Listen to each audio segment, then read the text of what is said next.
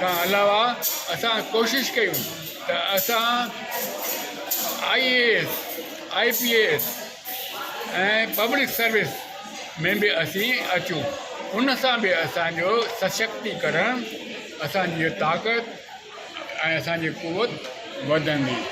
असांजे समाज खे जुगाए असीं जागूं ऐं असां पंहिंजो समाज जो पूरो वाधारो कयूं, जीअं असांजी पहचान बि क़ाइमु रहे ऐं असांजो रुतबो बि क़ाइमु रहे।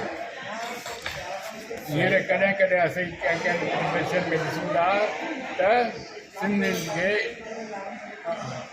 सिंधियुनि खे किन सां ग़लति व्यवहार कयो वियो आहे, किन सिंधियुनि खे पटा न मिलिया आहिनि, किन सिंधी जेके पाकिस्तान मां अची रहिया आहिनि उन्हनि जी नागरिकता में देरि थी रही आहे। इन दिशा में बि असीं कोशिशि कयूं जीअं असांजो पूरो विकास थिए। जेके बि सिंधी पाकिस्तान मां अची रहिया आहिनि उन्हनि खे कोशिशि कयूं, मां बि कोशिशि कई आहे ऐं घरनि खे मूं नागरिकता ॾियारण में मदद बि कराई आहे, छाकाणि त मां ख़ुदि भारत सरकार में कमिश्नर रही चुको आहियां। जेके बि भाषाई अल्पसंख्यक आहिनि उन्हनि जो मां भारत सरकार में नेशनल कमिश्नर रही चुको आहियां।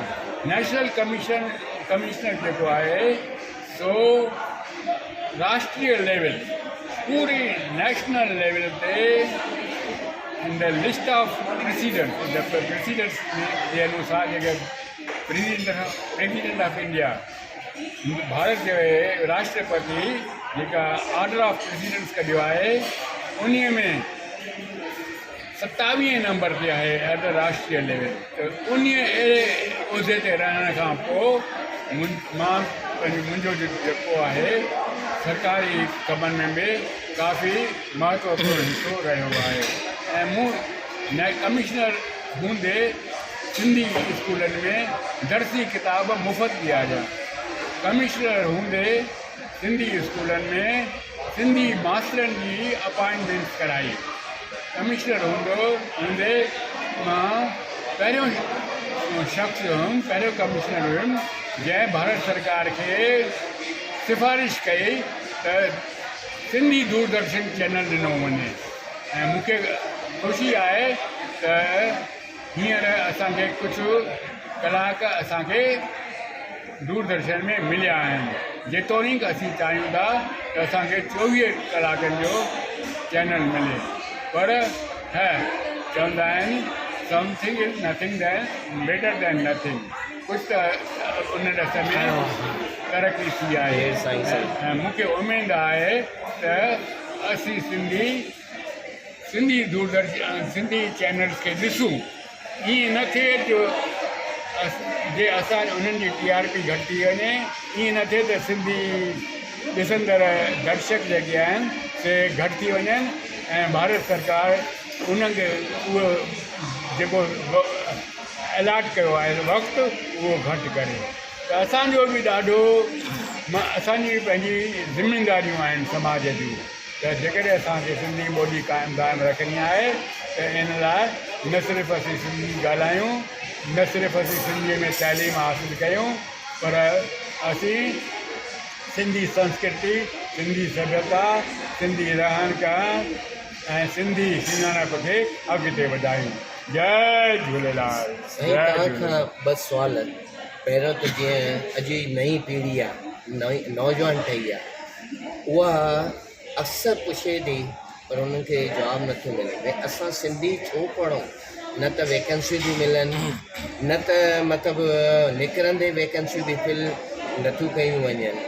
उनजो उदाहरण मां दूरदर्शन मां एज अ सीनियर प्रोड्यूसर मां रिटायर थिया सिंधी, बराबरि। मुंहिंजी जॻह अञा ताईं न भरी वई आहे, तव्हां बि कोशिशि कई त गवर्नमेंट इन पासे छो नथो ध्यानु ॾिए। इन सां छा थींदो, नौजवाननि जो इंट्रस्ट आहे। असां अंग्रेजी पढ़ूं था, ॿियूं पढ़ूं था त असांखे वैकेंसियूं मिलनि थियूं, सिंधी पढ़ी असांखे कुझु नथो मिले। इन दिस में साईं तव्हां रोशनी तमामु सुठो सुवालु आहे ऐं सही सुवालु आहे। ॿार चवनि था त असीं सिंधी पढ़ूं त छो पढ़ूं। सिंधी पढ़ण खे जेकॾहिं असांखे वधाइणो आहे, सिंधी तइलीम खे असांखे वधाइणो आहे, त असांखे सिंधी तइलीम जेका आहे सा रोज़ीअ सां जोड़णी पवंदी।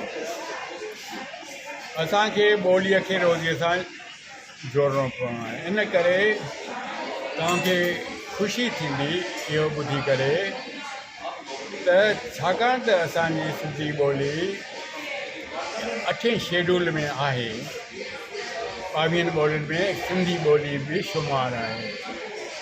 त UPSC जा जेके बि इम्तिहान आहिनि उन में ॿार सिंधी ॿोली खणी करे जेके प्रशासनिक शेवाऊं आहिनि उन्हनि में अची सघनि था। इन सां इहो हिकिड़ो रोज़ीअ सां जोड़णु आहे। जेकॾहिं तव्हां सिंधीअ में तइलीम वठो था त उनजो फ़ाइदो तव्हां वठी सघो था। तव्हां सिंधी सब्जेक्ट खणी करे UPSC जा इम्तिहान ॾेई सघो था। न सिर्फ़ु यूनियन पब्लिक सर्विस कमीशन पर प्रादेशिक सर्विस कमीशन में बि इहा सहूलियत हासिलु आहे त असीं सिंधी सब्जेक्ट खणी करे असीं इम्तिहान ॾियूं। ॿी वेनती त जीअं तव्हां चयो दूरदर्शन चैनल सुठो मतिलबु दादा राम जेठमलानीअ सां मिली तव्हां आशा चांद ऐं दीपक जी रोहिड़ा असांजा जेके साईं आहिनि दीपक जी जीवंत न्यूज़ चैनल जा, ऐं इन खां सवाइ ॿिया बि तव्हांजी रहनुमाईअ में दादा राम जेठमलानी ॾाढी कोशिशि कई ऐं उन में साईं जन जा सुपुत्र महेश जेठमलानी बि ॾाढो साथ ॾिनो। ऐं मतिलबु थोरो घणो जीअं तव्हां रोशनी विधी थोरो घणो गवर्नमेंट चूड़ी ऐं थोरो टाइम पास कयो त बाक़ी 24 कलाक असां पास न थी सघिया। उन लाइ छा इहा ॻाल्हि न आहे त दूरदर्शन वटि सिंधी प्रोग्राम जी कमी आहे या सिंधी प्रोड्यूसर जी कमी आहे? छाकाणि मूंखे इहो ख़बर पई त भई गवर्नमेंट चए थी त सिंधी प्रोग्राम कान्हे, सिंधी प्रोड्यूसर कान्हनि, सिंधी ठाहिण वारा कान्हनि। त इहो सुवालु छो थियो सर? हालांकि गंज आहे।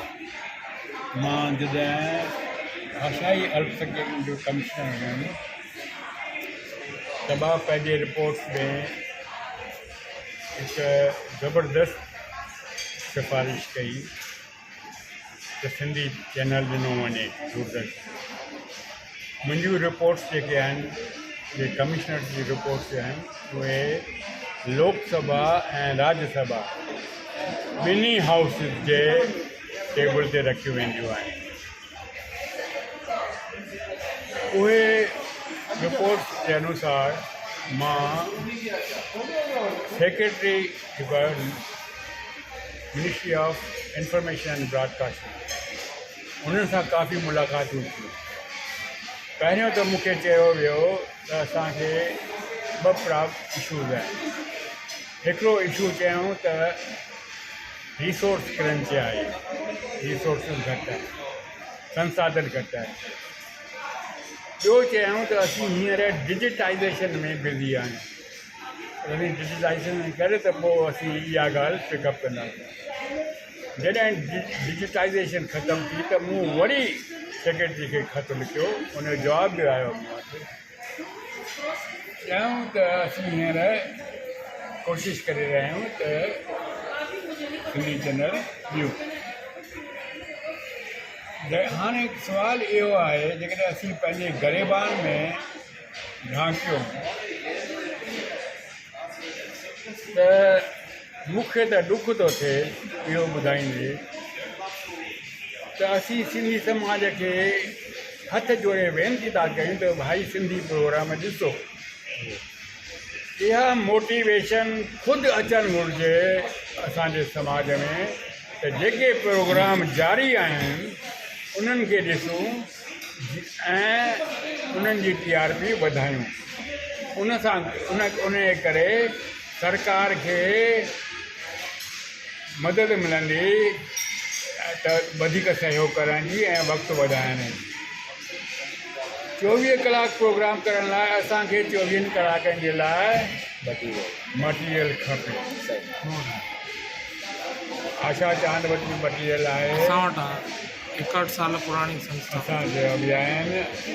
असांजे माता रुक्मणी देवी जेका माता रुक्मणी देवी सामाजिक संस्था आहे, तमामु सुठो कमु करे रही आहे। उन्हनि वटि बि मटीरियल दीपक रोहिड़ा, सतीश रोहिड़ा सभई मिली करे, सतीश रोहिड़ा त दूरदर्शन में प्रोड्यूसर थी जेको आहिनि, इन्हनि खे हिकिड़ी कॉमेडी ठाहिणु घुरिजे। इन्हनि खे उन कॉमेडी में शुमारु करे इहे जेके ॻाल्हियूं आहिनि, इश्यूज़ आहिनि, उहे सभु थी सघनि था। एक्स सिंधी प्रोड्यूसर खणी सघनि था, सिंधी प्रोड्यूसर खणी सघनि था। हज़ारे प्रोग्राम पिया आहिनि, असां वटि प्रोग्राम पिया आहिनि ऐं प्रोग्राम असां वटि टैलेंट घणी आहे। लाइब्रेरी सिंधियुनि में टैलेंट बि आहे, प्रोग्राम बि आहिनि, प्रोड्यूसर्स बि अवेलेबल आहिनि। सतीश रोहिड़ा एॾो कमु कयो आहे। श्यामलाल जो श्यामलाल मुंहिंजो नालो आहे श्याम रोहिड़ा एॾो कमु कयो आहे। मूंखे रूबरू ऐं शख़्सी तौरु सुञाणा। उन्हनि जी कंट्रीब्यूशन खे सलाम ऐं उन्हनि जी शेवाऊं बि वठणु घुरिजनि।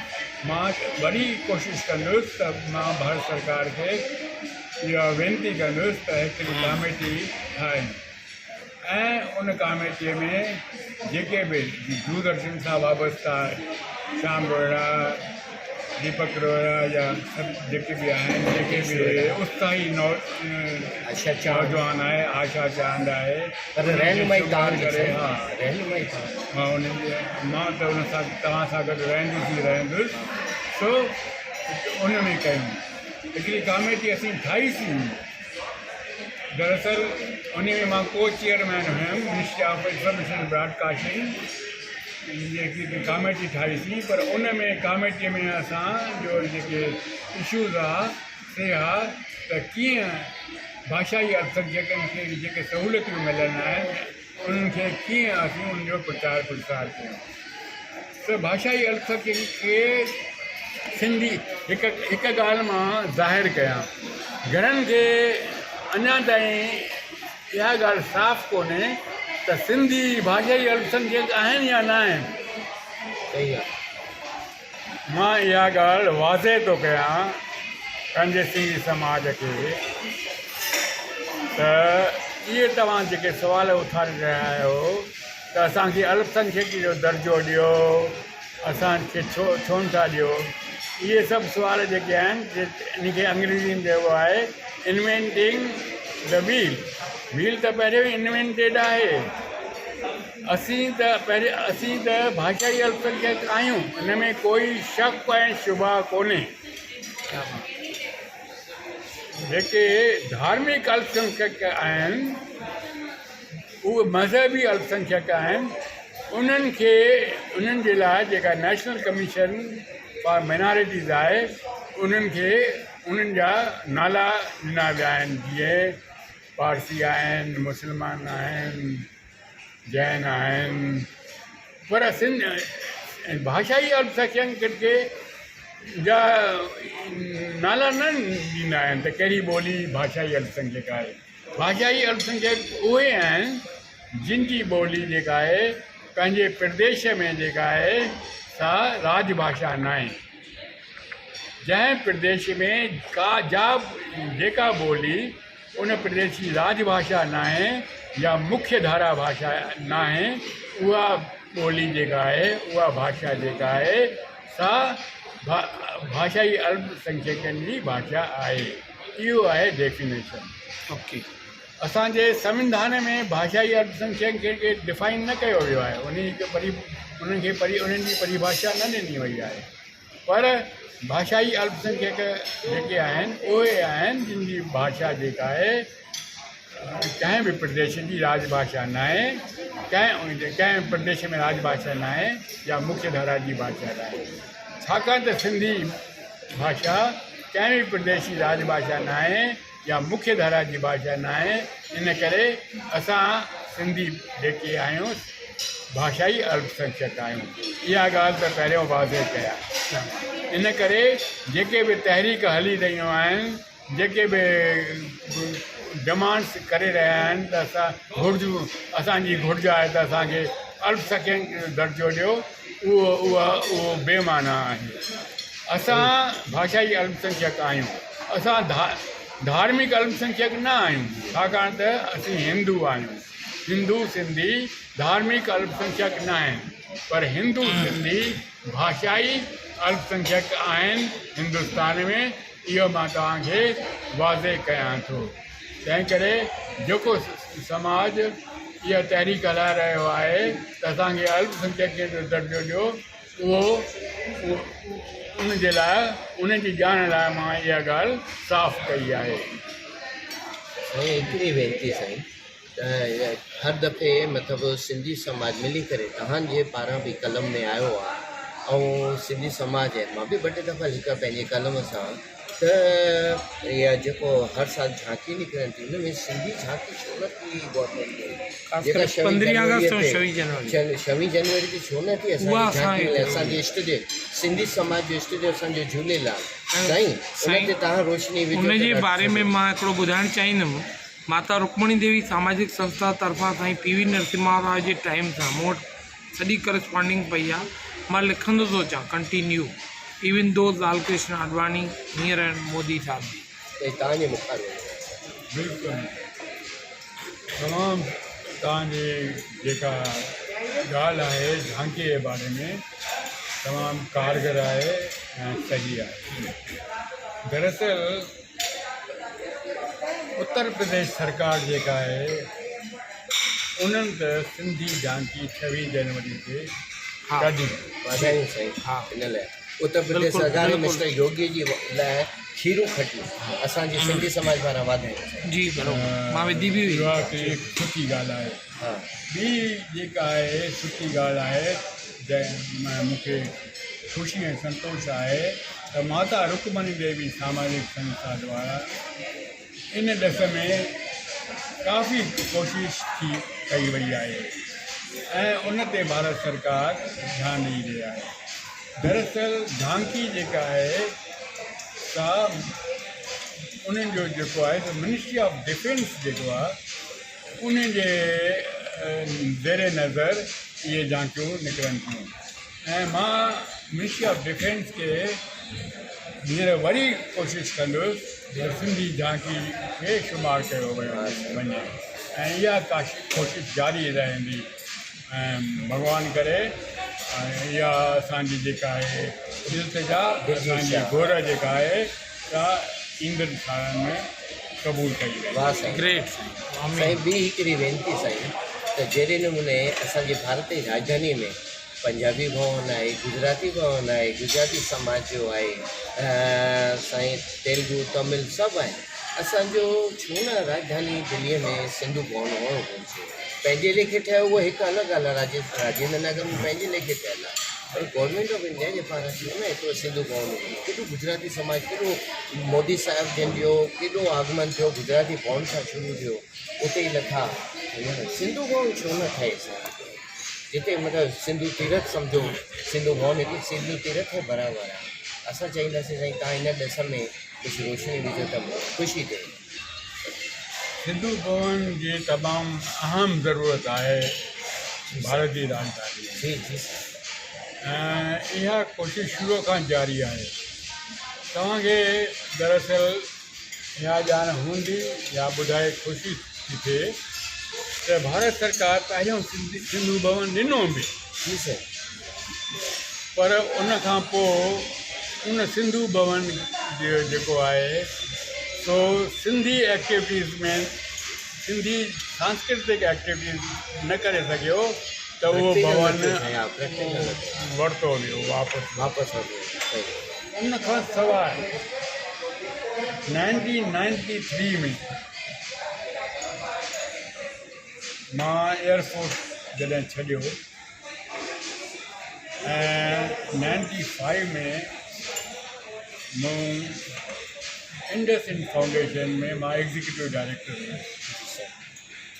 इंडसइंड फाउंडेशन जे द्वारा मूं minister of urban development, housing and urban development, उन सां मिली करे असां हिकिड़ो भवन वरितोसीं दीन दयाल उपाध्याय मार्ग जी में जी पर उहो असीं वरितोसीं इंडसइंड फाउंडेशन जे करे 95 जी ॻाल्हि आहे। उहो मां टे साल ॿ टे साल इंडसइंड फाउंडेशन सां रहियुमि ऐं जेसि ताईं मां रहियुमि त असां 93 दीन दयाल उपाध्याय बाग असीं उते कल्चरल एक्टिविटीज़ सांस्कृतिक एक्टिविटीज़ वग़ैरह कयूंसीं। पर मुंहिंजे छॾण खां पोइ ॿिनि सालनि जे अंदरि ई उहो भवन वापसि वरितो वियो ऐं मूंखे ॼाण न आहे त छो उहो भवन वापसि वरितो वियो ऐं इंडसइंड फाउंडेशन जी ऑफिस वरी PhD चैम्बर में अची वई। ते वरी कोशिशि कई वञे वरी कोशिशि कंदासीं हा त सिंधु भवन अचे अचे ऐं सिंधु भवन असांखे मिलंदो। मूंखे कवि उमेद आहे वाह त असांखे सिंधु भवन वाह मिलंदो। पूरो असांजी सिंधी कोशिशि समाज जारी आहे। तव्हांखे सलाम साईं। माता रुक्मणी देवी संस्था बाबा आयाराम अहमदाबाद दरबार जे पारां बि तव्हांखे सलाम जी अगरि इहो कमु थी वियो साईं तव्हांजी रहनुमाई में त असांखे ॾाढी ख़ुशी थींदी।